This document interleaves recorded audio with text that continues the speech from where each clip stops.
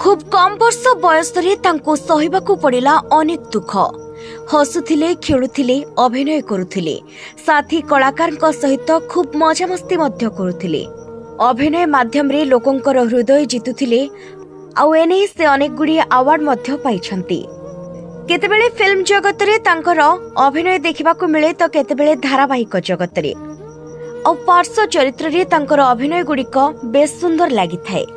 केतेबेले भौणी भूमिका रे तो केतेबेले सांग आ पुणी केबे मां भूमिका रे से जबरदस्त भाव रे अभिनय करिथांती।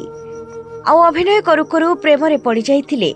तेबे अभिनेत्री प्रीति प्रेम रे पड़िबा परे विवाह करथिले ओ विवाह परे बेस हस खुशीर संसार रे चलुथिले एवं अभिनय जगत ठारू टिकिए दूरे जाइथिले परिवार को समय देबा पाई।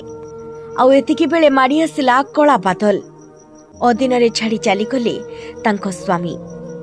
खूब कम वर्ष बयस रे तांको सहिबाकू पड़िला अनेक दुख। आउ तापरे पुणी बोझ उपरे ललिता पीड़ा। हैरान करबाकू लोक मध्य तांको पाखरे अभाव नथिले। तेबे से कहिथिले जे तांको अनेक हैरान मध्य करा जाउछि। तथापि तांको स्वामी को चली जिबा परे से तांको पुओ पाई बंचिछंती।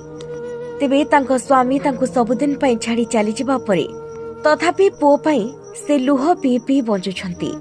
आउ ताको बड़ करबा पाई पुणी थरे अभिनय जगत रे पाद देइछंती। आउ पुणी थरे अभिनय करूछंती।